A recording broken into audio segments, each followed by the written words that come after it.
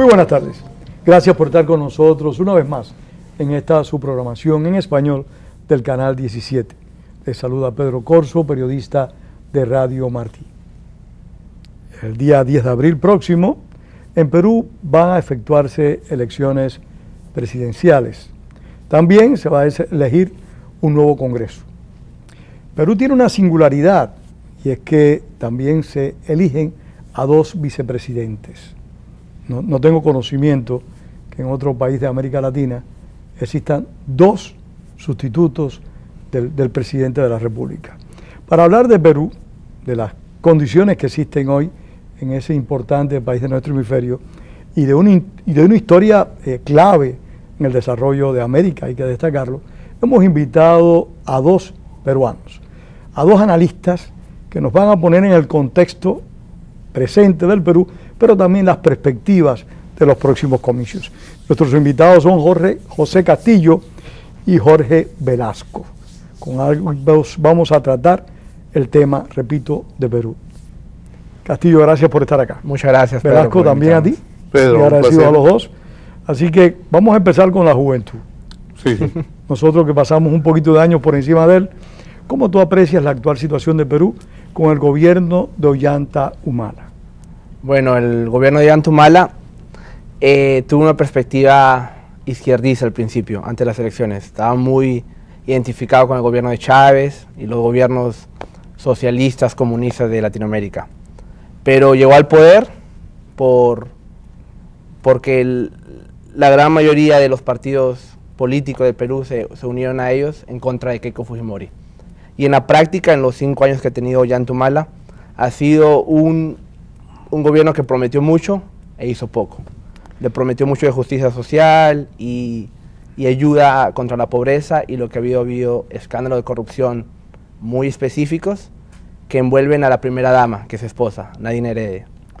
Ese es un punto que yo quisiera que Jorge nos diera detalles. En la prensa durante todos estos años han salido denuncias del papel importante que juega Nadine Heredia en la política peruana, de que ha quitado y puesto ministros, de que ejerce una influencia perniciosa sobre su marido y que ha estado, como bien dice José, involucrada en actos de corrupción, o al menos ha tenido conocimiento de los mismos. ¿Qué hay de cierto en eso? Tú como peruano, una persona cerca de su país y que lo visita. Bueno, yo creo verdaderamente que hay mucha influencia de Nadine en el gobierno. Supuestamente Nadine debe tener un puesto no ejecutiva, un puesto de apoyo social, pero ha tomado posición de ser presidenta del nacionalismo, por ende tiene mucha influencia política en el Ejecutivo. Cuando dice presidente del nacionalismo, presidente del partido de Ollanta. Del partido de Ollanta. Entonces ha tomado mucha fuerza política en el Ejecutivo. Nombra ministros, opina sobre el Ejecutivo, sugiere cambios y está envuelto en muchos signos de riqueza, de robo, de mal uso del Estado, ¿no? De su posición. Se llegó a hablar de que posiblemente ella hubiera aspirado, si hubiera tenido oportunidad, a ser candidata en estos comicios. Yo creo que la prensa tiene vamos a decir, un gran defecto que sube mucho, porque eran 2 o 3 meses, ya le hacían presidenciable, una muchacha joven, recién salida de la universidad, que verdaderamente no tenía más pergaminos que ser la esposa de un candidato que también por una coyuntura política estaba asumiendo la presidencia. La situación de Ollanta Humala es coyuntura política, ¿no? Es un hombre que entre comillas se levantó contra el fujimorismo con 7 soldados conscriptos, pero vamos a darle Pedro, el gesto, vamos a darle que tuvo la iniciativa, vamos a poner así. Y eso no lo ameritaba ser presidente. Pero yo tengo la certeza de que cualquier persona que compita en segunda vuelta con Keiko va a ser presidente del Perú. Porque hace años, hace elecciones, estas elecciones venimos con la misma cantaleta. ¿Cuál es el mal menor? El mal menor. ¿Cuál es mejor, el cáncer o el SIDA? Eso es el futuro del Perú. No podemos... Pero lamentablemente, Jorge, ese es el futuro de muchos países del hemisferio. No se aprecian opciones políticas válidas en las que tú puedas depositar confianza, porque En mi opinión, y no sé, tú que eres un hombre joven, José, para que nos des tu punto de vista, en mi opinión uno de los serios problemas que tenemos en el hemisferio es que los partidos políticos se han quebrado, los partidos políticos han perdido fuerza y por lo tanto no están en capacidad de formar, de proyectar candidatos que realmente puedan representar los intereses de los países. Esa problemática se repite en Perú también y en muchos pueblos latinoamericanos. Pero puntualmente en Perú lo que sucede es que por muchas décadas, generaciones enteras, al peruano de a pie le han engañado. Le han dicho que la situación no se puede cambiar, que no hay capacidad de cambio. Entonces le quitaron al peruano esa capacidad de soñar con un nuevo Perú, con un Perú diferente, un Perú que no haya corrupción, no haya delincuencia, no haya pobreza. Por décadas, frases como la que repetía Jorge, roban pero hacen, o elijamos al mal menor, o no importa, pagamos la coima de 5 soles al policía para que no me ponga el ticket, o la papeleta, como llaman en Perú. Esa conciencia de acostumbrarnos a nuestra realidad mediocre se volvió cultura en Perú. Y es culpa de los dinosaurios, de los políticos antiguos corruptos que querían mantener al pueblo así. Entonces lo que ha sucedido es que ahora hay figuras nuevas, como Julio Guzmán, que está en segundo puesto, que le ha devuelto esa esperanza al pueblo. Podemos ser un país de primer mundo, podemos ser un país a aspirar al progreso, al desarrollo, al orden, pero tenemos que concientizarnos que el verdadero valor del pueblo está en la gente y no en el subsuelo. Esa es otra mentira que nos dijeron también. Yo creo, Pedro, que uno de los problemas más graves que atraviesa Latinoamérica, en general Perú, es ese caudillismo brutal que tenemos. Un caudillismo que verdaderamente no, partidos políticos que son caudillistas, tenemos por ejemplo Alan García, 3 veces quiere ser presidente, 3 veces ha sido nefasto para el país, 3 veces un partido, vamos a decir, de una tradición democrática con un líder como Víctor Raúl de la Torre, no ha formado líderes, no ha forjado líderes. Entonces se vuelven mesiánicos, caudillistas, alrededor de ellos están los mismos y los mismos. Entonces, como dice, yo tengo mucha esperanza, como dice José, yo creo mucho en la juventud, Pedro. La juventud va a tomar la rienda del Perú. Yo también creo en la juventud, pero te repito lo que conversábamos antes de iniciar el programa. El hecho de ser joven no es una garantía de que realmente se vaya a cumplir con las obligaciones que se contraen cuando uno llega a un puesto público. Hay mucha juventud que frustra. Tú pusiste un ejemplo muy importante, Humala. Humala subió al gobierno con mentiras. En la historia del Perú, casi ningún gobierno cumple sus promesas. Y por eso, por esas falsas promesas, son los conflictos sociales que tenemos.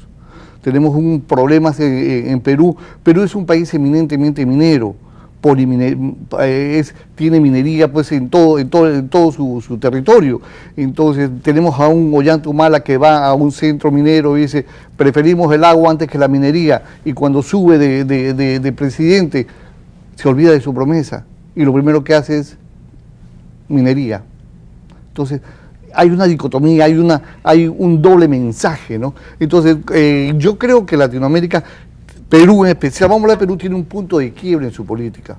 Yo creo que ya los dinosaurios, como dicen, no por edad cronológica, ¿no?, sino porque están gobernando el país con 20, 30, 40 años de mentalidad.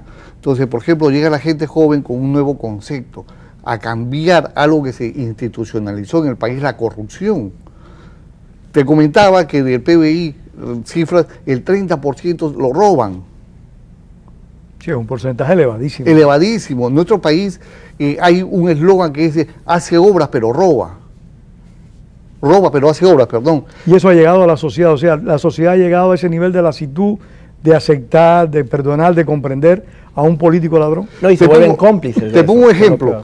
Tenemos ahorita un congresista que tiene varias universidades, un candidato que tiene varias universidades, un tal Acuña, que ha plagiado su tesis en la Universidad Complutense, totalmente probado, plagiado. Entonces, está de candidato. ¿Qué ejemplo para la juventud es esa? Ese es el mismo candidato que le dio dinero a los electores. Sí, que dijo, tengo plata como cancha, pero no hay cultura, ha plagiado, probado, ha plagiado un libro de su profesor. Entonces, el plagio es robo, el plagio es falta de ética, falta de ¿Y la todo. autoridad electoral en Perú no sanciona eso? ¿No? Todavía no se ha Están en pronunciado. investigación. Todavía no se ha pronunciado. Pero las elecciones son el día 10. Sí, la Universidad Complutense, que es donde hizo la tesis, La Complutense de Madrid. tampoco se pronuncia. ¿Por qué? Porque tiene intereses comerciales con la universidad de este señor.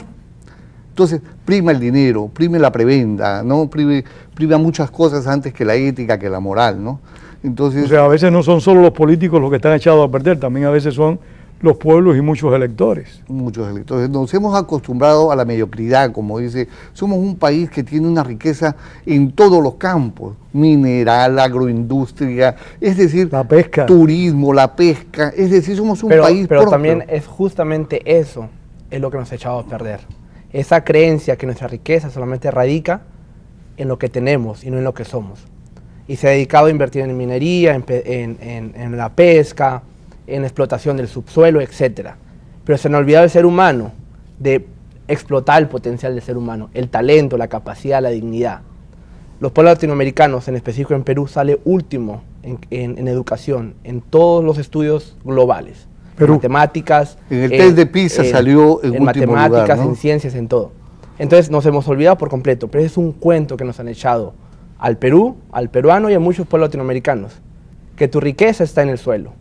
Hay un dicho que Julio Guzmán, uno de los candidatos, repite mucho. Nos han dicho que somos un mendigo sentados en un banco de oro.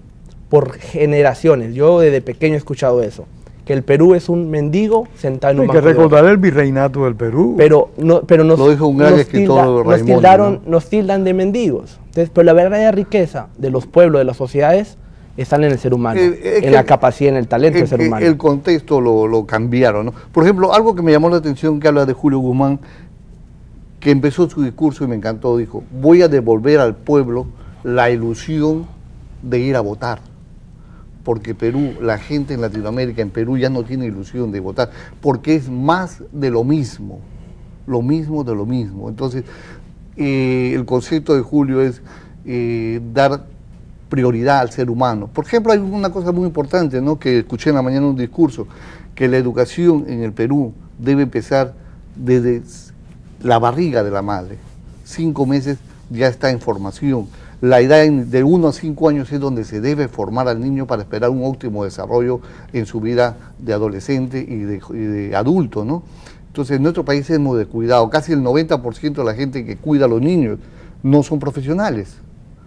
Entonces, crecen con otros valores, crecen verdaderamente con un atraso que no puede, que por eso tenemos la traba de, por ejemplo... Si comparáramos el gobierno que celebró o que desarrolló, mejor dicho, que también, por cierto, se postula ahora nuevamente, el gobierno anterior, Alejandro Toledo, con el de Ollanta Humala. O sea, ¿cuál gobierno podríamos decir que actuó mejor en base a los intereses del país?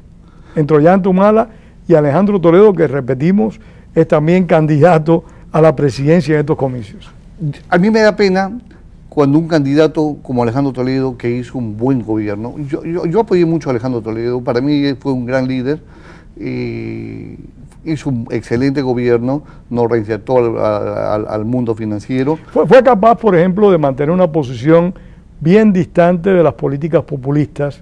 No hizo populismo, yo me acuerdo populismo. Que su ministro le decía, presidente, necesitamos 800 millones de dólares para hacer populismo, para construir. Le dijo, no, hay que no hacer populismo, nuestro país tiene que cambiar. Y algo importante, Pedro, Alejandro supo elegir a su ministro, tuvo a Pedro Pablo Kuczynski. Otro candidato. Otro candidato tuvo, que también lo fue en los comicios anteriores. Lo fue. Entonces, se rodeó de gente muy capaz y tuvo un gobierno muy bueno para nosotros que vivimos en el extranjero. Fue un gobierno donde la agroindustria se explotó mucho, el turismo, que él llamó la industria sin chimeneas, crecimos, dejó casi el gobierno con 30.000 millones de reservas. Y la economía comenzó a florecer. Fue un buen gobierno, pero... ¿Humala echó para atrás eso? Siguió en piloto automático. No tuvo buenos ministros, fusibles todos, sin criterio propio. Kuczynski, por ejemplo, una declaración que dijo sobre Toledo, le hicieron la misma pregunta que me hace, dijo, el gran mérito de Alejandro Toledo ha sido que nos dejó trabajar. nos dio iniciativa, nos dio amplia libertad de trabajo. Entonces, es la gran diferencia. Lástima, te iba a comentar que un líder que no supo medir su time, sus tiempos, y ahora no llega ni al 1 ni al 1.5% en las encuestas, por muchos problemas que ha tenido, ¿no? Entonces, necesitamos, Pedro, renovar. América Latina tiene que renovar su liderazgo. Tiene que formar líderes, quizás no políticos, pero más líderes, ¿no? José, ¿cómo tú ves la situación de Perú en estos comicios? Vamos a poner situaciones imaginadas. Un gobierno de Keiko Fujimori, ¿cómo tú lo miras? Un gobierno donde prime la corrupción. Ella no se ha desligado de ese conjunto de su padre. Un atropello de los derechos humanos, como ocurrió en el gobierno de su padre. Es injusto culparla a ella por lo de Fujimori, lo de su papá, pero tú tienes que dar hechos y gestos. Los gestos que ella ha dado es simplemente avalar lo que el padre ha hecho. Y eso es triste. Entonces, primaría un gobierno donde la corrupción y el atropello de derechos humanos sería algo que sería del día a día, como sucedió. Un eventual gobierno de Kuczynski. Sería un gobierno liberal, donde imperaría el mercado. Yo creo que no sería un mal gobierno. Kuczynski es un buen estadista, es un economista que conoce mucho el mercado internacional. Yo creo que sería un buen gobierno. Sería una buena opción para el Perú, pero para los Kuczynski. La persona que está en segundo en las encuestas es Guzmán, si no me Julio equivoco. Guzmán. ¿Cómo tú ves el gobierno de Guzmán? Un gobierno diferente, un gobierno con ideas frescas, un gobierno donde la economía sería la prioridad, pero también invertir en educación, combatir la delincuencia y el tema más importante, que es como el símbolo de su campaña, tener una lucha frontal con la corrupción, que es el cáncer que a Perú y a muchos países de Latinoamérica está carcomiendo. Sería un gobierno, lo tildan de centro derecha, sería un gobierno que para la economía de libre mercado sería bueno, pero también para el peruano de a pie que está consciente de la corrupción y de la delincuencia, sería muy favorable. ¿Descarta tú un gobierno nuevo o un regobierno por parte de Alan García? Caótico. Te pongo un ejemplo. Pero no tiene apoyo, no tiene base.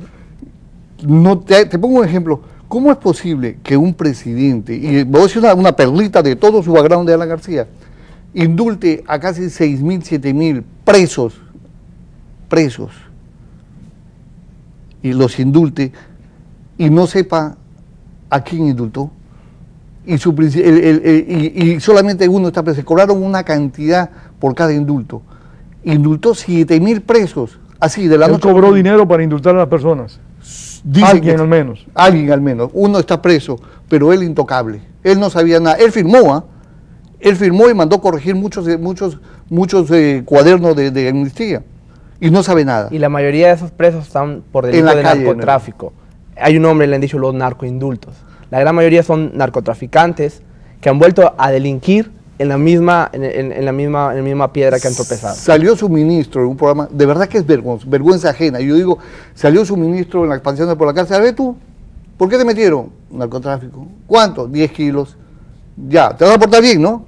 Sí, ya. Firma tu hay video de eso. Te lo juro que así, firma. Salte. Al otro. ¿Y tú por qué? Narcotráfico, pues. No tengo los papeles, ya. Señorita, dale los papeles al hombre que se va. Ya que estás hablando del narcotráfico, que es un punto interesantísimo. Interesantísimo. Perú tiene a Bolivia al lado. Bolivia es un centro, tiene a Colombia. Brasil. Tiene a Brasil. O sea, está rodeado por potenciales consumidores, por puntos de tráfico de droga. ¿Cómo es la droga en Perú? ¿Cómo se maneja? ¿Cómo se controla? Fuertísimo.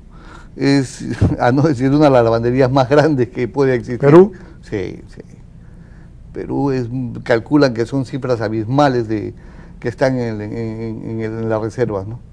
Que hay mucho movimiento. Por ejemplo, ¿cuál es la mejor forma de lavar dinero? Construir, la construcción. ¿Quién te supervisa construir un edificio? En vez de 20 sacos de cemento, gasté 200.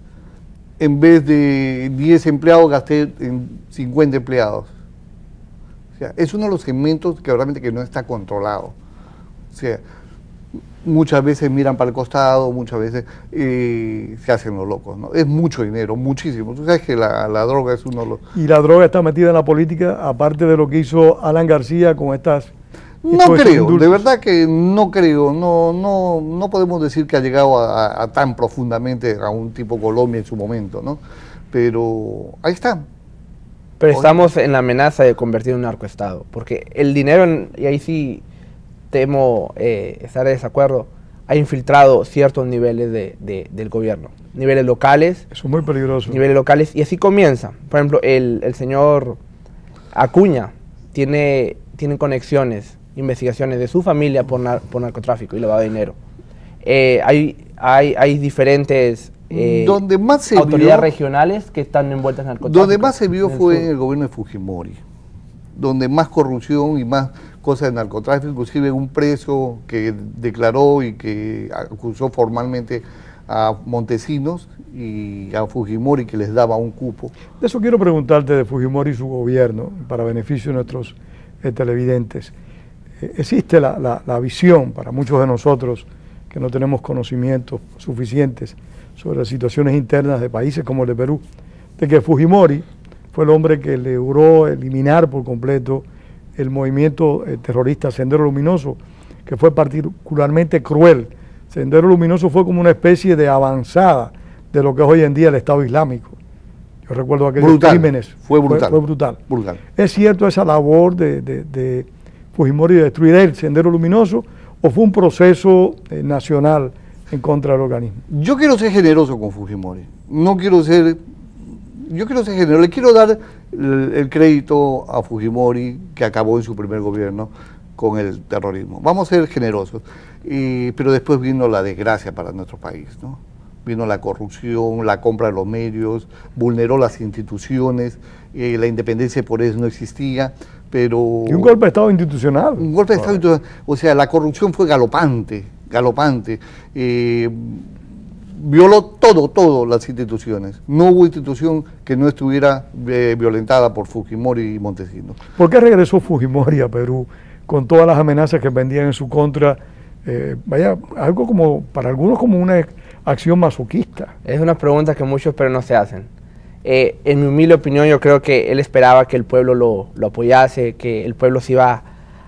Sí, porque fue un populista curioso, él era un populista curioso. Pero de derecha. Pero de derecha, sí. Que, como dice Jorge, vulneró todas las instituciones, pero yo creo que él regresó con esa idea en mente, de que el pueblo lo iba a respaldar, pero curiosamente, a pesar de todo, él tiene todavía un gran respaldo dentro del Perú, que se traslada en el respaldo de su hija Keiko. Ahorita Keiko tiene un 30% del apoyo, un voto que es muy leal a él, de agradecimiento quizás, pero un voto que por décadas, ya tenemos casi 15 años, 20 años, sí, 15 años de su gobierno, donde ese voto no ha cambiado, sigue fresco en la mente de muchos peruanos. Y Keiko se postuló en las elecciones anteriores y en las anteriores, así de ganar. Y siempre ha estado muy cerca de Yo creo que no va a ser presidente de Perú. De verdad que no creo que vaya a ser presidente de Perú. Si sale electa presidente, ¿tú crees que sea Fujimori el que realmente gobierna? Definitivamente, tiene la misma gente. Se violaron, Pedro, elementos básicos del ser humano, 7.000 esterilizaciones. Forzadas. Agarraban a la pobre gente y le esterilizaban.